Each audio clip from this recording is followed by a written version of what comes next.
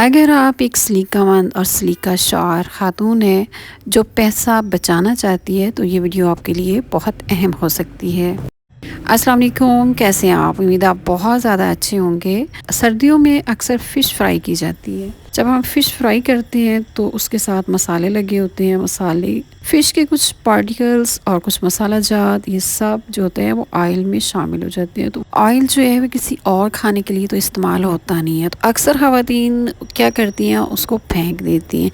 तो आज मैं आपके साथ एक टिप शेयर करूँगी जिसके बाद आप अपने उस ऑयल को फेंकेंगे नहीं बल्कि उसको साफ़ करके दोबारा इस्तेमाल के काबिल करेंगे।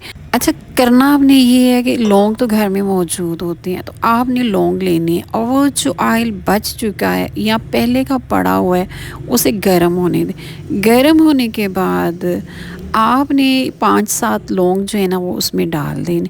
आप देख रहे हैं मेरा चैनल फ़न विद किचन, और अगर आपने मेरे चैनल को अभी तक सब्सक्राइब नहीं किया तो इसे सब्सक्राइब करें और लाइक और शेयर कर दें। लौंग को डालने के बाद आपने उसको ज़रा फूलने दें और इसके बाद आप इसको स्ट्रेन कर लें। स्ट्रेन करने के बाद आप इसे किसी भी बाटल या जार में दोबारा रख लें, और जब आपने कोई और खाना बनाना हो या फ़िश ही फ्राई करनी हो तब भी आप इसे इस्तेमाल करें या किसी दूसरे सालन में आप इस्तेमाल करें। वो बिल्कुल आपको उसमें से किसी किस्म की बदबू या फ़िश का जायका महसूस नहीं होगा। अपना ख्याल रखिएगा, फिर मिलेंगे एक नई और मज़े की और मुफीद रेसिपी के साथ। अल्लाह हाफ़िज़।